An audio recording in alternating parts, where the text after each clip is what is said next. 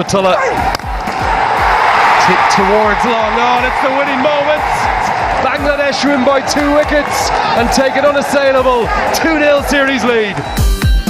দ্বিতীয় টি-20তেও বাংলাদেশের নাটকীয় জয়। দেশের বাইরে প্রথমবার আফগানদের বিপক্ষে সিরিজ জিতল টাইগাররা। বিপিএল বর্জনের কথা ভাবছে ফরচুন বরিশাল। নির্ধারিত সময়ে টুর্নামেন্ট আয়োজন নিয়েও সন্দিহান ফ্র্যাঞ্চাইজি কর্ণধার। ওয়ানডে সিরিজের জন্য 16 সদস্যের দল ঘোষণা বিসিবির। সংযুক্ত আরব আমিরাতে গেলেন মিরাজ, শান্ত সহ 5 ক্রিকেটার।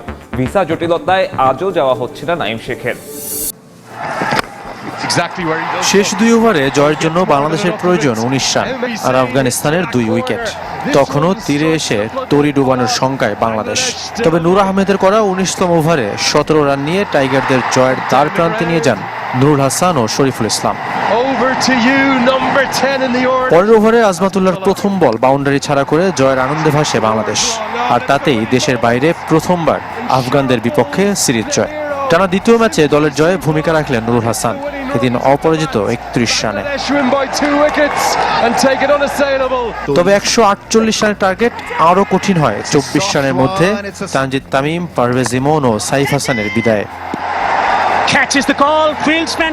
তবে চতুর্থ উইকেটে জাকের আলী ও শামীম হোসেনের 56 রানের জুটি মহামূল্যবান।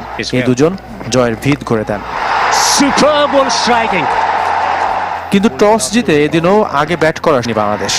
সিদ্দিকুল্লাহ অটল ও ইব্রাহিম জাদরানের ব্যাটে দারুণ শুরুর পরও বড় স্কোর করতে পারেনি আফগানিস্তান।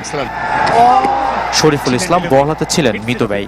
4 ওভারে দিয়েছেন মাত্র 13 রান আর বিপজ্জনক হয়ে ওঠার আগেই ফিরিয়েছেন রহমানুল্লাহ গুরবাজকে। শরীফুলের পথে হেঁটেছেন নাসুম আহমেদ ও সাইফুদ্দিন। তবে এদিন খরুচে ছিলেন মোস্তাফিজুর রহমান ও রিশাদ হোসেন। বাংলাদেশ লেগের শিকার 2 উইকেট। টানা চতুর্থ টি-20 হার আফগানিস্তানের, যার 3টি বাংলাদেশের বিপক্ষে। আফগান বদের স্মৃতি মাঠে বসে রোমন্থন করেছে টাইগার সমর্থকরা। শারজাহ স্টেডিয়ামে ম্যাচ দেখতে হাজির হন হাজারো প্রবাসী বাংলাদেশি। টাইগারদের পারফরমেন্সে উচ্ছ্বসিত এসব ক্রিকেট প্রেমীরা। সংযুক্ত আরব আমিরাত থেকে আরও জানাচ্ছেন শিবলি আল সাদিক।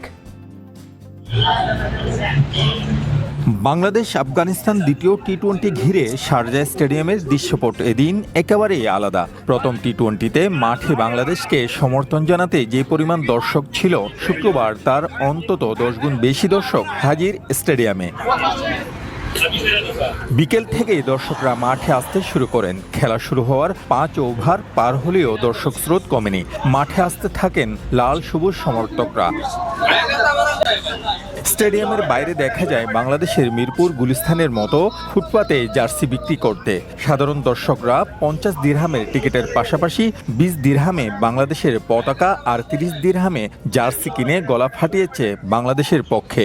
আগের ম্যাচের তুলনায় শুক্রবারের ম্যাচে বেশি দর্শক সাড়া পেয়ে বিক্রেতারাও খুশি। আগের ম্যাচ থেকে আজকে দর্শক বেশি হয়েছে। আগের ম্যাচে দর্শক কম ছিল, আজকে আমাদের সেলও ভালো হয়েছে। জার্সি বেচতেছি 30 টাকা করে আর ফ্ল্যাগ বেচতেছি 15 টাকা করে। টি শার্ট মোটামুটি সেল হচ্ছে, পতাকা, ফ্ল্যাগ, টি শার্ট সবকিছুই ভালো হচ্ছে আজকে। সাধারণ দর্শকরা জানিয়েছেন এশিয়া কাপের মতো এই সিরিজে হতাশ করবেন না টাইগাররা। এরই মধ্যে 1 ম্যাচ হাতে রেখে সিরিজ জয় নিশ্চিত করেছে বাংলাদেশ দল। সিরিজের শেষ টি-20তেও দল বেঁধে মাঠে আসতে চান লাল সবুজ সমর্থকরা। তাদের প্রত্যাশা আফগানিস্তানকে হোয়াইট ওয়াশ করবে টাইগাররা। 2বার আমরা বিজয় হয়েছি ইনশাআল্লাহ। বাংলাদেশ আজকে অনেক ভালো খেলছে। Thank you Bangladesh team. এদিকে আফগানিস্তানের বিপক্ষে ওয়ানডে সিরিজের জন্য বাংলাদেশের 16 সদস্যের দল ঘোষণা হয়েছে। প্রথমবারের মতো ওডিআই দলে ডাক পেয়েছেন ব্যাটার সাইফ হাসান। ইনজুরির কারণে আগেই দেশে ফিরেছেন লিটন কুমার দাস। বাদ পড়েছেন ওপেনার পারভেজ হোসেন ইমন। টি-20তে ধারাবাহিক পারফরমেন্সের কারণে ওয়ানডে দলে রাখা হয়েছে সাইফকে। 2 বছর পর ওয়ানডে দলের সুযোগ মিলেছে নুরুল হাসান সোহানেরও। শুক্রবার রাতেই অধিনায়ক মেহেদী মিরাজ, নাজমুল শান্ত, নাহিদ রানা সহ 5 ক্রিকেটার গেছেন সংযুক্ত আরব আমিরাতে। এদিকে ভিসা জটিলতায় এখনও আটকে আছেন নাইম শেখ। একই সমস্যায় এখনও আরব আমিরাত যেতে পারেননি টি-20 দলের সদস্য সৌম্য সরকার। আগামী 8 অক্টোবর আবুধাবির শেখ আবু জায়েদ স্টেডিয়ামে 3 ম্যাচ সিরিজের প্রথম ওয়ানডেতে মুখোমুখি হবে বাংলাদেশ আফগানিস্তান। বাকি 2 ম্যাচ 11 ও 14 অক্টোবর।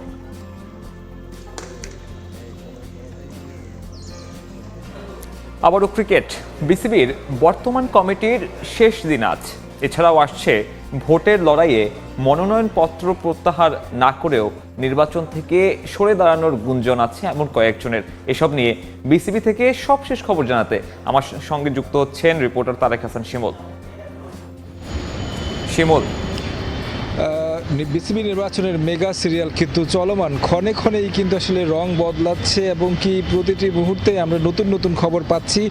গতকাল যদি ক্যাটাগরি 2 থেকে সবচেয়ে প্রভাবশালী কিংবা বড় নামগুলোর কথা বলি, সেক্ষেত্রে অবশ্যই বলতে হবে ফারুক আহমেদ এবং কি লুৎফুর রহমান বাদল। তিনি গতকালকে এসে কিন্তু আশ্বস্ত করেছিলেন নির্বাচনের মাঠে থাকবেন এবং কি প্রভাবমুক্ত একটা নির্বাচন অনুষ্ঠিত হচ্ছে তিনি আসলে গণমাধ্যমে বলেছিলেন। কিন্তু রাতের বেলা আমরা যেমনটা শুনতে পেয়েছি তিনি আসলে নির্বাচন থেকে সরে দাঁড়িয়েছেন, যদিও তিনি তার মনোনয়নপত্র কিন্তু প্রত্যাহার করেননি। যেটা আসলে ভোটের যেই আনুষ্ঠানিকতা, সেই আনুষ্ঠানিকতায় হয়তো আমরা তার প্রার্থিতা ব্যালট পেপার। ফুটবলের খবর, হংকংয়ে 50,000 আসনের স্টেডিয়ামে মাত্র 90 মিনিটে বিক্রি হয়ে গেল বাংলাদেশ ম্যাচের সব টিকিট। ঢাকাতেও সোল্ড আউট, যেখানে দর্শকদের আছে গাড়ি জেতার সুযোগ আর ঢাকায় মোবাইল। এই ম্যাচের আগেও হবে কনসার্ট, শিল্পীও চূড়ান্ত। অন্যদিকে ইনজুরিতে বাংলাদেশ দল থেকে ইব্রাহিম ছিটকে গেলেও আপাতত নতুন ফুটবলার যোগ দিচ্ছেন না ক্যাম্পে। হংকংয়েও হামজা ইফেক্ট।